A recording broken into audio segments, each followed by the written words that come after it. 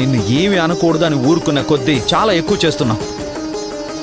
ఇంకొకసారి నువ్వు రాధ పేరు ఎత్తినా, రాధ గురించి ఆలోచించినా నేను నీకు కనబడకుండా ఎక్కడికైనా వెళ్ళిపోతాను. గుర్తుపెట్టుకో.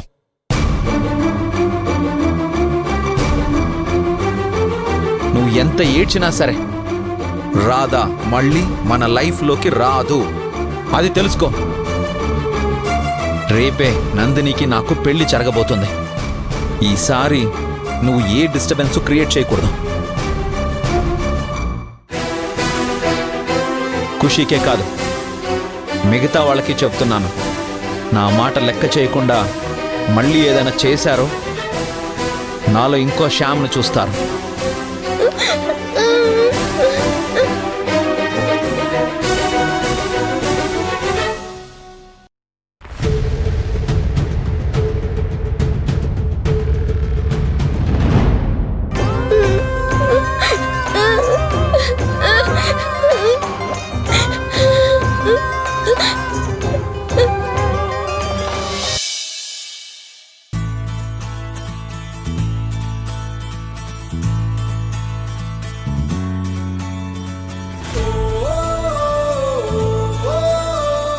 ఏదో మాట్లాడాలని పిలిచి మౌనంగా ఉన్నారేంటండి? నన్ను క్షమించండి గోపాల్ గారు. దేనికి? నేను మీ దగ్గర ఒక విషయం దాచాను. ఏంటది? కొన్ని రోజుల ముందు మీకు ఒక లెటర్ వచ్చింది కదా, నాకు శ్యామ్ గారికి పెళ్లి జరిగిందని. అదెవరు పంపించారో తెలిసిందా? ఎవరండి వాళ్ళు? చెప్పండి, వాళ్ళంతూ చూస్తాను. ఆ లెటర్లో ఉన్నదంతా నిజమే.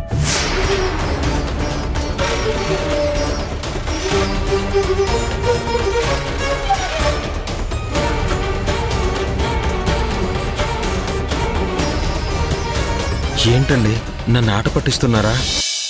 అదంతా నేను నమ్మనని చెప్పాను కదండి. మీరేంటో నాకు తెలీదా? నేను ఆట పట్టించట్లేదు గోపాల్ గారు, నిజమే చెప్తున్నాను. శ్యామ్ గారు కట్టిన తాళి ఇంకా నా మెడలోనే ఉంది.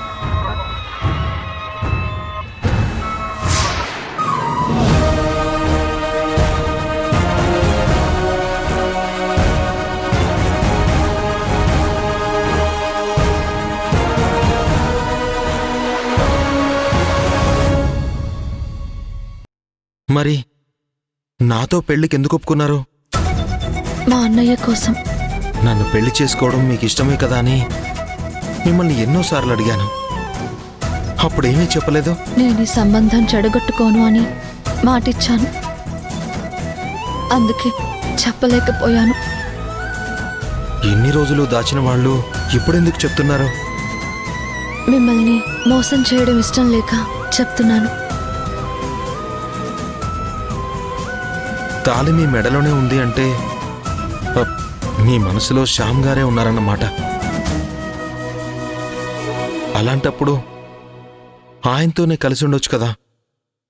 ఇంకో పెళ్లికి ఎందుకు సిద్ధపడ్డారు? నా మెడలో తాళి పడిన క్షణం నుంచి శ్యామ్ గారే నా భర్త అనుకున్నాను. అందుకే ఆ ఇంటి నుండి వచ్చేసిన తాళిని తీసేయలేకపోయాను. ఏదో ఒక రోజు ఆయన మనసు మారి నన్ను భార్యగా అంగీకరిస్తారు అని ఏదో ఒక మూల చిన్న ఆశ ఉండేది.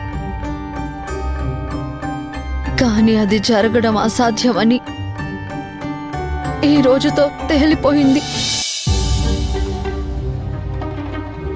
అందుకే నా మెడలో నుండి ఈ తాళిని, మనసులో నుండి శ్యామ్ గారిని తీసేయాలని నిర్ణయించుకున్నాను. మా అన్నయ్య బలవంతం మీదే నేను మీతో పెళ్లికి ఒప్పుకున్నాను. ప్రతిసారి బలవంతంగానే మిమ్మల్ని కలిశాను. మీరు నా మీద ఎంత ఇష్టం పెంచుకున్నారో చెప్తున్నప్పుడల్లా నేను నిజం దాచిపెట్టి మిమ్మల్ని మోసం చేస్తున్నాను అని లోపల కుమిలిపోయాను. కానీ ఈ కొద్ది రోజుల పరిచయంలోనే మీరెంత మంచివారో, మీది ఎంత గొప్ప మనసో నాకు అర్థమైంది. మీకన్నా ఎక్కువగా ఎదుటి వాళ్ళ గురించే ఆలోచిస్తారు. ఎవరి మనసుని నొప్పించకుండా అందరినీ అర్థం చేసుకుని నడుచుకుంటారు. సమస్య వచ్చినప్పుడు అండగా నిలబడతారు.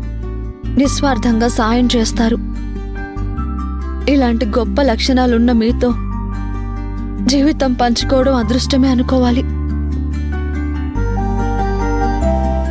పెళ్లి కుదిరినప్పుడు నా మనసులో శ్యామ్ గారు ఉన్నారు కాబట్టి నేను మిమ్మల్ని అంగీకరించలేకపోయాను.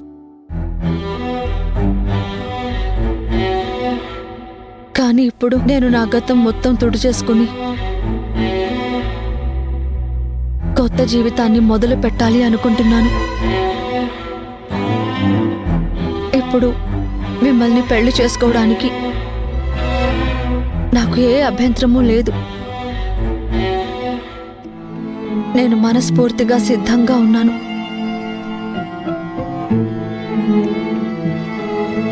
పెళ్లి తర్వాత నా గతం వల్ల మన మధ్య ఏ ఇబ్బందులు రాకూడదని జరిగిందంతా మీకు చెప్పాను. ఇక నిర్ణయం తీసుకోవాల్సింది మీరే గోపాల్ గారు.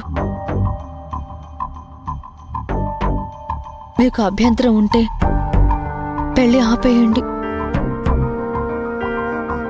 లేదు అంటే నేను ఈ తాళిని తీసేసి పెళ్లి పీటల మీద కూర్చుంటాను. ఆలోచించుకోండి.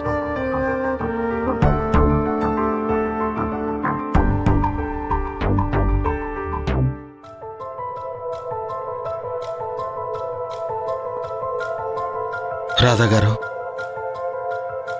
మీరు నిజం దాచి కూడా నన్ను పెళ్లి చేసుకుని ఉండొచ్చు. కానీ నిజాయితీగా నాకు అంతా చెప్పి నా నిర్ణయం చెప్పమంటున్నారు. నేనే కాదండి, ఎదుటి వాళ్ళ గురించి మీరు ఆలోచిస్తారని నాకు అర్థమైంది.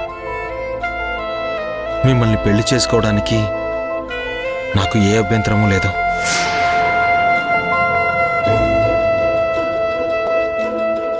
థ్యాంక్స్ అండి. థ్యాంక్స్ నేను మీకు చెప్పాలండి. మీరు పెళ్లి ఎక్కడ వద్దంటారో అని కంగారు పడ్డాను. కానీ ఒక్క విషయం, ఇదంతా మా అమ్మకి మాత్రం తెలియనివ్వకండి. తను కొంచెం చాదస్తపు మనిషి.